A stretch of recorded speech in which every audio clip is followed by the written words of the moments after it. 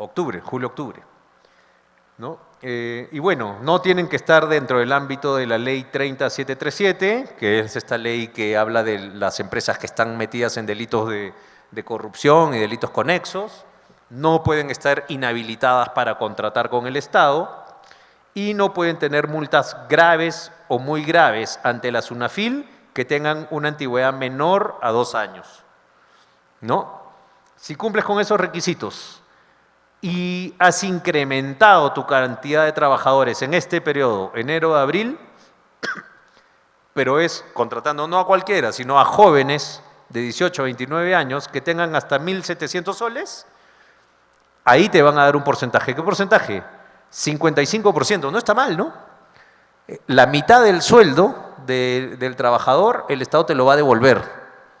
La mitad del sueldo por los primeros 3 meses y una cuarta parte del sueldo por los siguientes 3 meses. O sea, 6 meses de subsidio, si es que, evidentemente es preferible si es que es mujer y es a plazo indeterminado. Si es a tiempo parcial o a plazo determinado, el subsidio cae un poquito, pero igual sigue siendo bastante bueno, ¿no? 45% o 22,5%. Y si es hombre, es 45 y 22 y 35 y 17. Con esto, ¿qué es lo que espera el Estado? Que la recuperación del crecimiento del empleo formal, que está actualmente en 5,7 en el 2023, llegue hasta el 7,8. Ojalá. Y conozcan ustedes, háganle seguimiento a este proyecto de ley, porque si se aprueba es una cosa muy, muy potente, ¿no? Sería también bueno recomendarle al Congreso que cambie esto, ¿no? Porque la idea es que el subsidio sea para las contrataciones que se den después de la ley, ¿no? No antes, porque si no el incentivo un poco que pierde sentido, ¿no?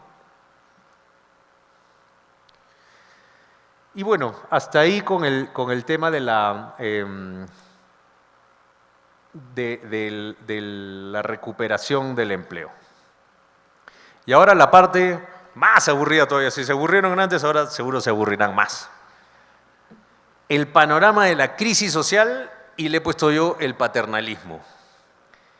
¿Qué cosa es esta cosa? A ver, ¿a qué le dice este exministro crisis social? Yo creo que la crisis social se produce por una desconfianza generalizada en el sistema. Lo vemos, ¿no? O sea, ¿por qué tenemos 75% de informalidad?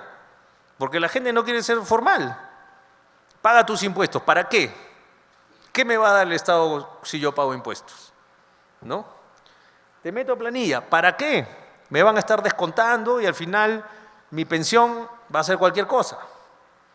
¿No? No sirve eso, ¿no? Nadie quiere ser formal porque todo el mundo siente que la formalidad no sirve para nada. No confiamos en el sistema. El Poder Judicial, no, Poder Judicial corrupto. El Congreso, Congreso corrupto. El Poder Ejecutivo, ministros corruptos. Nadie cree en el sistema. Dentro de esa desconfianza generalizada en el sistema, lo que hacen las voces políticas, y lo vemos en el Congreso, lo vemos en los chats de WhatsApp, no sé si se acuerdan cuando fue las elecciones, esos chats de WhatsApp cómo ardían, ¿no? Pucha, y en la segunda vuelta peor todavía. Si alguien te veía por Facebook que tú ibas a votar por tal o cual, ¡guau! ¿Cómo familias se peleaban, chats de amigos del colegio se peleaban, los colegas, polarización, ¿no? Vemos al otro como el enemigo. ¿Y eso qué nos hace? ¿A qué nos lleva? Invalidar al otro, ¿no? El otro habla tonterías, ¿no? No sabe lo que habla, no. Y ese mismo fenómeno se pasa al ámbito laboral y eso hace que las partes laborales estén rotas. Cuando las partes están rotas surge el paternalismo. ¿Qué es el paternalismo? El papá Estado, ¿no? ¿Alguno de ustedes es papá? No lo sé. Ustedes por lo general no le dicen mucho a sus hijos, ya hijitos, ¿qué van a comer este mes? ¿Qué quieren comer esta semana para hacer las compras? Algunos lo harán, pero por lo general los papás van, compran y dicen esto es lo que hay que comer, ¿no? Ese es el paternalismo, ¿no? El Estado que está por encima de la gente, ¿no? Yo saco mis leyes como se me ocurren sin consultar. Esta desconfianza generalizada, ¿qué nos lleva? Candidatos antisistema, ¿no? Nuestro expresidente Castillo, Antauro Humala, cada vez con más proyecciones, con discursos antisistema. Por más que al final, una vez que llegan, son antisistema o no, eso no se sabe. No podríamos decir tampoco que el expresidente Castillo ha sido antisistema, pero era un discurso antisistema. Vamos a cambiarlo todo, vamos a reformar todo. Ollanta Humala también, ¿no? La gran transformación. Al final no hay gran transformación, pero sí ese es el discurso. Y ese discurso alimenta esa idea de que el sistema está todo mal, ¿no? Y por eso el que dice que está todo mal, que va a rehacer todo, que va a tumbar el kiosco, ese gana, ¿no? El rojerío, la caviarada, la DBA, los fachos, ¿no? Eso lo vemos todo el tiempo, ¿no? ¿Y a qué apelan en las elecciones? A votar con el hígado, ¿no? No votes escuchando, a ver cuál es la propuesta más interesante. No, ya le pusieron una etiqueta y este es el rojo, este es el facho, por este ni hablar, por este sí, ¿no? Entonces, todo se hace eligiendo con el hígado. Eso que decía, invalidamos al otro, ¿no? No, es bruto, es ignorante, es manipulado, es explotador, es mentepatria, es miedoso, es egoísta, ¿no? Y eso pasa en el ámbito laboral también, ¿no? Se forma un sindicato, esos son ociosos, ¿no? Vagos, mal agradecidos, encima que le doy de trabajar, todavía quiere que le dé más plata, ¿no? Y los otros también, ¿no? Por el otro lado, no, es el de recursos humanos, es un lamebotas, es un capataz, el empresario es un hambreador, ¿no? Entonces, invalidando, ¿no? Todo el que no piensa como yo, el que no está en mi situación, está mal, está totalmente equivocado. Y ahí tenemos el rol de los asesores, ¿no? Y ahí el mea culpa que tenemos que hacer abogados, contadores, que le decimos al cliente a veces lo que el cliente quiere escuchar. Y eso está muy de moda. Hay muchos estudios de abogados muy famosos en Lima que se hacen famosos justamente porque no le dicen al cliente lo que pasa. No le dicen, oye, no, si haces esto ten cuidado porque te pueden poner una multa o te pueden demandar, vas a perder, ¿no? Entonces le dicen al cliente lo que el cliente quiere escuchar. Yo lo digo como una crítica, algunos lo van a tomar como un consejo, pero muchos se hacen conocidos con esa fórmula y luego cuando viene la SUNAT, viene la SUNAFIL o viene la demanda ante el Poder Judicial, ¿qué hacen? Eso es culpa de los magistrados que no saben nada. Es culpa de la SUNAFIL, que esos son malos, son muy protectores, ¿no? Le echan la culpa a la autoridad cuando seguramente desde que le hicieron la consulta ellos ya sabían que eso no se podía hacer, pero nunca dijeron que no se podía.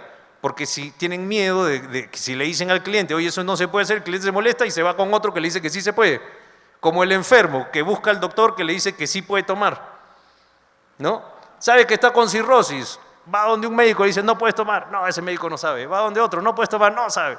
Va donde otro médico que, sí, toma nomás. Ese es mi médico, ¿no? Entonces eso también pasa con los abogados, pasa con los contadores. Los asesores edulcorantes o los chicheñó, ¿no?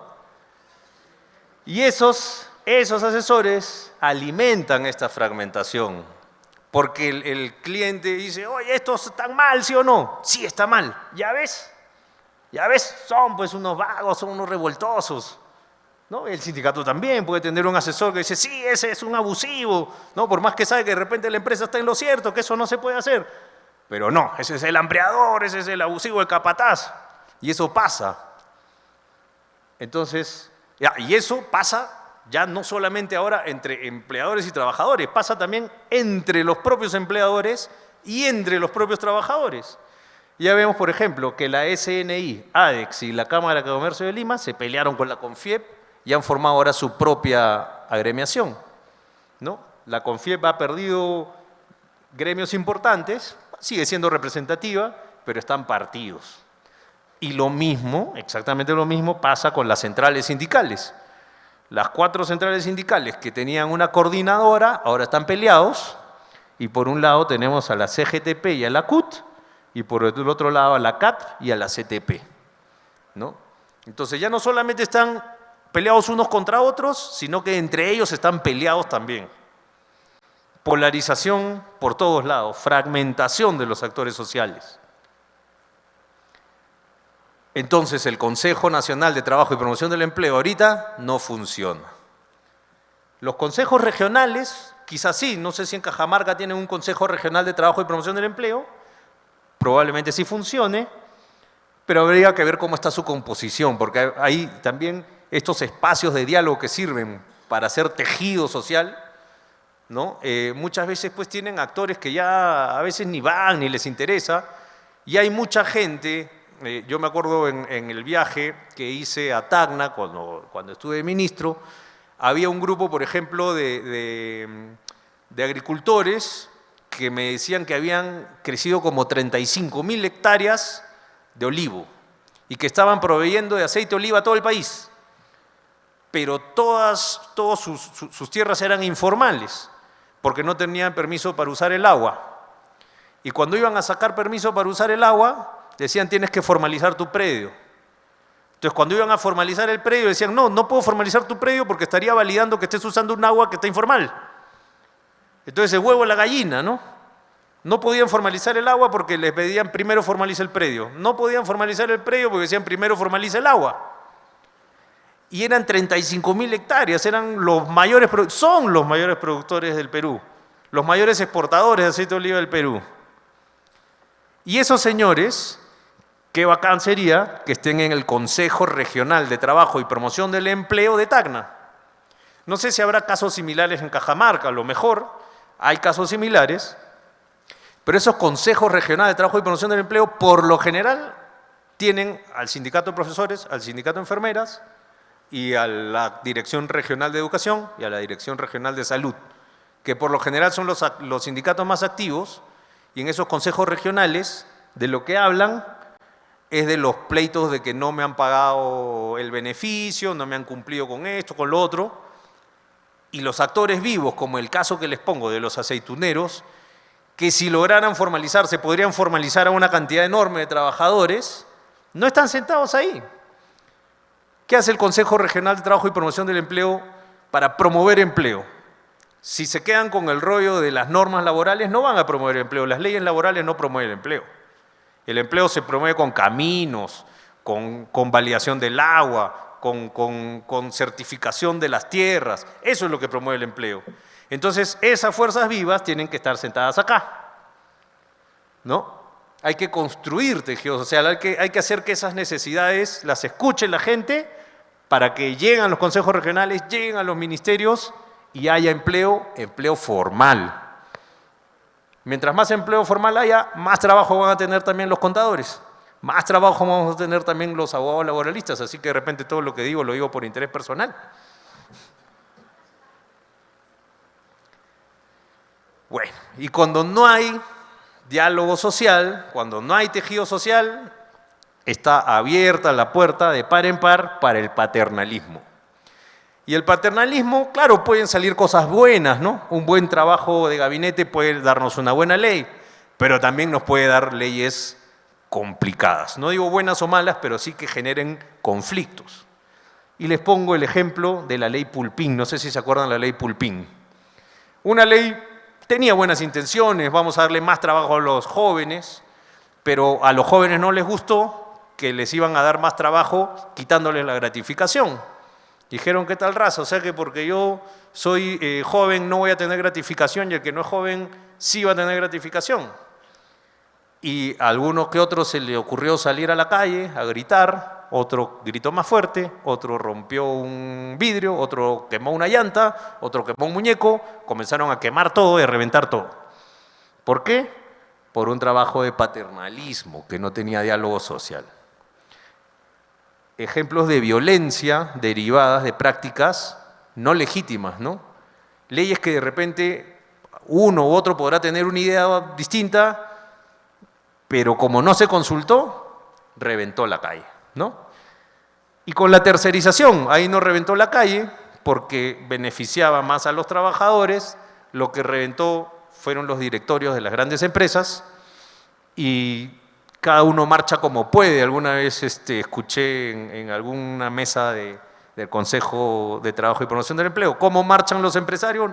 No marchan en las calles. Algunas veces sí los he visto marchar en camionetas 4x4, pero esas marchas no dan mucho resultado, ¿no? Hasta pueden ser contraproducentes. ¿Cómo marchan los empresarios? Marchan con acciones de amparo, con acciones populares, con denuncias ante Indecopi, con golpes mediáticos, periodicazos. Aparte, ese ya es otro tipo de marcha, pero digo la marcha legítima, ¿no? O amenazando voy a cerrar mi empresa, se va a caer la inversión en el Perú, ya no va a haber empleo, comienzan a generar ruido adentro, ese ruido suena afuera y viene menos inversión y efectivamente viene menos empleo, ¿no? O sea, puede suceder y eso mueve también las cosas. ¿Por qué? Porque no hubo diálogo social, ¿no?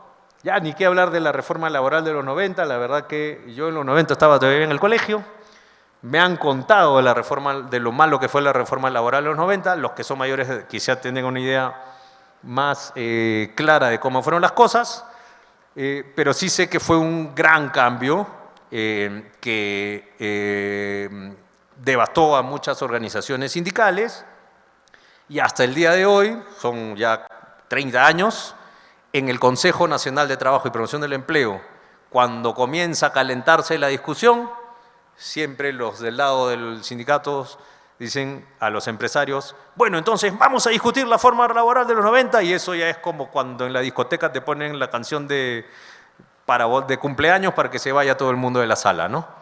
Entonces esa es la bombita cuando dice ya se acabó, entonces ya nadie quiere hablar nada, ¿no? Esas son medidas paternalistas que al final generan ruido y nos afectan a todos porque finalmente si hay menos inversión, hay menos empleo formal, menos chamba para nosotros también. Otros cambios recientes que han habido. La tercerización, no sé si recuerdan, el reciente escándalo que hubo con la actividad nuclear. Uy, ahora mi empresa va a cerrar, yo que le proveo servicios a la mina, ya no voy a poder darle el servicio, voy a tener que cerrar, ¿no? Entonces, esto es lo que generó un montón de bulla. No nos vamos a detener en cada uno de estos, y también el de las relaciones colectivas, ¿no? Hubo cambios en los alcances de la huelga, ya Indecopi también está conociendo alguna de estas cosas, ¿no? Se quitó el arbitraje potestativo, no sé si saben qué cosa es esto, que tenía la empresa, no sé si saben y de repente no les interesa tampoco, pero era una herramienta poderosa que tenían las empresas cuando estaban en una negociación con el sindicato y se trancaba y ¡pum! Ponían el arbitraje potestativo y evitaban la huelga, ¿no? Eso ya el reglamento de la Ley de Relaciones Colectivas de Trabajo dijo que no se podía. También salió una no extensión de beneficios del sindicato minoritario, ¿no?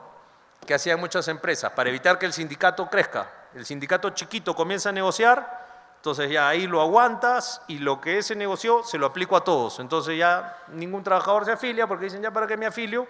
Si me afilio me van a quitar la cuota sindical, encima me arriesgo a que la empresa me mire feo, ya no me afilio porque la empresa ya me dio el beneficio del convenio. Los sindicatos se quejaron de eso y ya salió la regla donde expresamente se dice que eso no se puede hacer. Echa la ley, echa la trampa.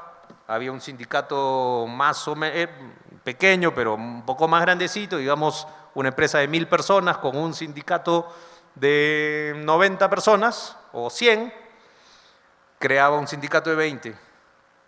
Negociaba el sindicato de 90, se mataba negociando, de repente le despedían a uno, a dos, lograba el convenio colectivo. Entonces la empresa le decía al sindicato chiquito, oye, copia y pega ese pliego, lo cerraban en 2 minutos y con ellos decían, ya, pero ¿me das permiso para extenderlo a todos? Sí, ya, ¡pum!, se lo extendían a todos. Le sacaban la vuelta a la norma, ¿no? Pero eso, ojo, también ya lo prohibió el Tribunal de Fiscalización Laboral, la SUNAFIL. Ha dicho, si hay más de un sindicato minoritario, la autorización tiene que estar en los dos. Ahora, otro cambio reciente, el anexo 5 del famoso seguro complementario de trabajo de riesgo. No sé si saben, los restaurantes, por ejemplo, transporte de pasajeros, fabricaciones de cuchillería, pesca marítima, actividades forestales, seguridad privada.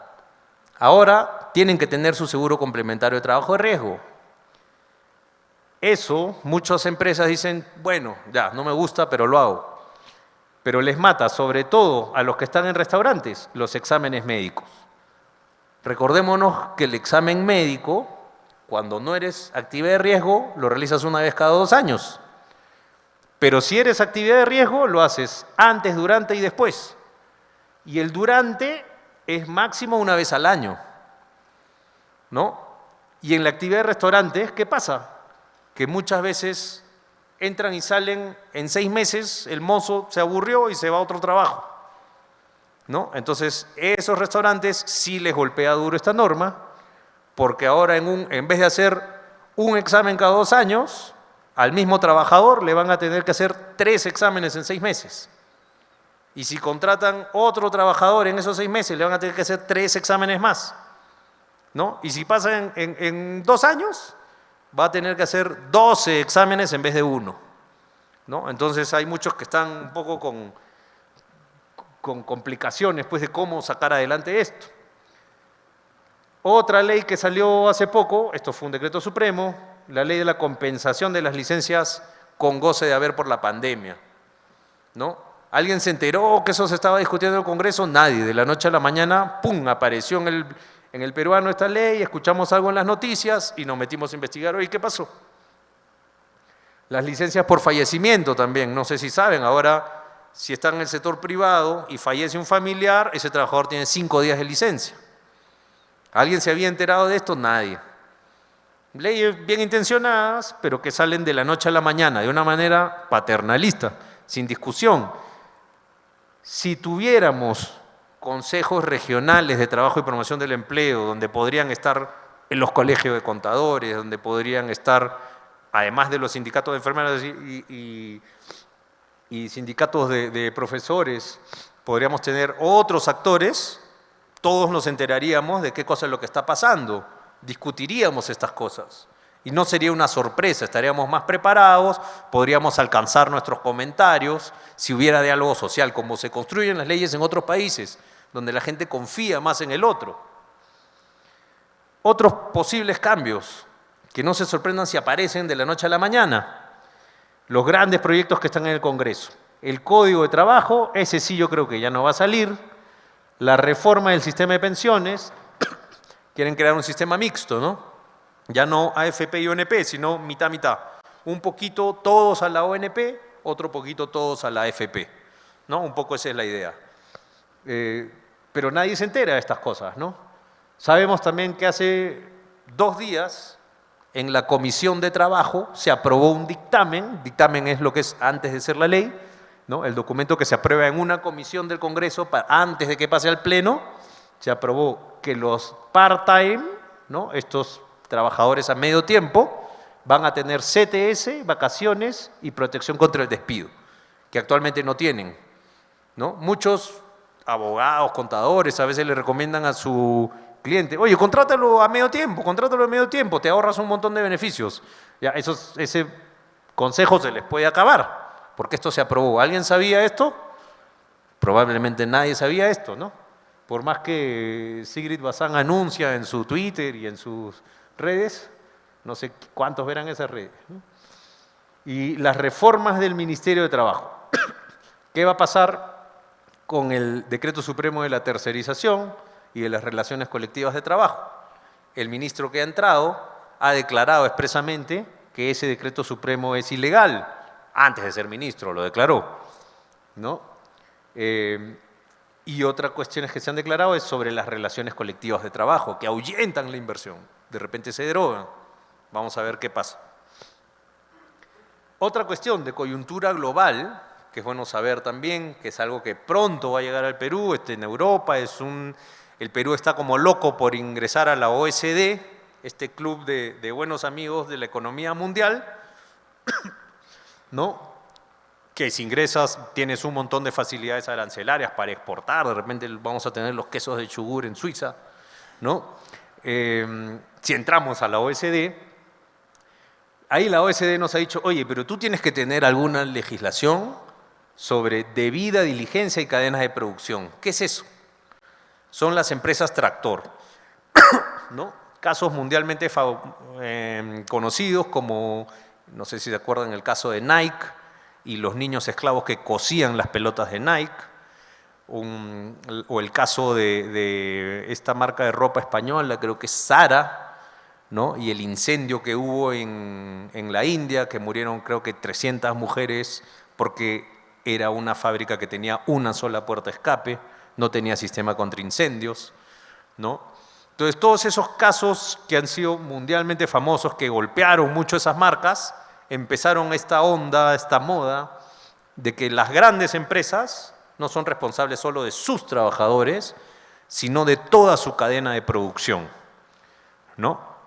Entonces, por poner un ejemplo local, por ejemplo acá, a Yanacocha se le haría responsable no solo de los trabajadores de Yanacocha, no solo de los trabajadores de las tercerizadoras de Yanacocha, sino de todos los que puedan tener una cadena de producción que esté alineada, por más que no haya ninguna relación ya de tercerización ni nada, si es que están en una cadena de producción, podría haber responsabilidad. Una pesquera, por ejemplo, ¿no? Ya una gran marca pesquera, Florida, Atunes Real, creo, no serían responsables ya solamente de sus trabajadores y sus tercerizadoras, sino de que las embarcaciones pesqueras le estén pagando bien a sus pescadores, ¿no? De que no vayan a estar sobreexplotando, matando delfines, ¿no? Es sobre todo para temas ambientales y laborales, ¿no? Todo esto es bueno que lo sepamos, parar el oído para este tema que en el mundo laboral es lo que es el siguiente paso, ¿no? La debida diligencia y las cadenas de producción. No quiere decir que sean directamente responsables las empresas, pero sí que por lo menos hayan tenido una debida diligencia. ¿Qué es eso? Por lo menos averigua con quién estás contratando, ¿no? Haz algún esfuerzo por saber que en tu cadena no puedas tener niños esclavos, ¿no? En el Perú hay casos graves de carboneras, por ejemplo, ¿no? Los niños del carbón, hay un documental, ¿no? Niños sin ninguna mascarilla que caminaban sobre brasas prácticamente prendidas en Pucallpa, ¿no? Con los pulmones llenos de hollín, ¿no? Con cortes a veces en los pies por pisar astillas, ¿no? Entonces, de repente esos carbones los compra pues alguna marca conocida de carbones, no me acuerdo de ninguna marca ahorita conocida, pero diríamos, oye, debía diligencia, ¿no? O sea, por lo menos averigua de dónde viene ese carbón que tú estás comprando. Eso es lo que está ahorita en boga en el mundo, ¿no? Y bueno, ¿qué hacer para cambiar esa realidad? Tomar conciencia de la importancia de lo que es el diálogo social, ¿no? Hay un montón de instrumentos de derecho internacional, derecho humano internacional, que hacen alusión al al diálogo social. No los voy a aburrir nombrando a todos estos, me imagino que les van a alcanzar estas diapositivas, pero vemos frases que se dijeron en la OIT en el año 98, que si las leemos parece que están hablando del panorama mundial actual, ¿no? Y sobre todo del panorama en Latinoamérica, ¿no? El progreso social y la erradicación de la pobreza, ¿no? Confirman la necesidad de que la OIT promueva políticas sociales sólidas, justicia e instituciones democráticas, ¿no? O sea, no basta con simplemente el crecimiento económico, sino crecimiento económico sostenible, ¿no? Que no tengamos un modelo económico que deje a muchos al margen, 75% de informalidad en el Perú, que lleve a que salga algún candidato antisistema y nos tumbe el kiosco, y lo poco que hemos construido en 30, 40 años de crecimiento en el Perú se nos derrumbe, ¿no? Justamente por tener esa idea de que el que está frente a mí en una mesa de negociación es mi enemigo, ¿no? Entonces, como es mi enemigo, no lo escucho. Como no lo escucho, solamente escucho a los míos, creo que mi idea es la correcta y sigo promocionando cosas para que tengan prosperidad mis ideas y sigo dejando de lado al otro. Eso tarde o temprano puede hacer que todo el modelo se caiga, ¿no? Lo ha dicho el Papa Juan Pablo II, ¿no? En el 99. La necesidad de determinar quiénes deben garantizar el bien público mundial y el ejercicio de los derechos económicos y sociales. El libre mercado no puede hacer esto por sí solo, porque son muchas las necesidades humanas que no tienen cabida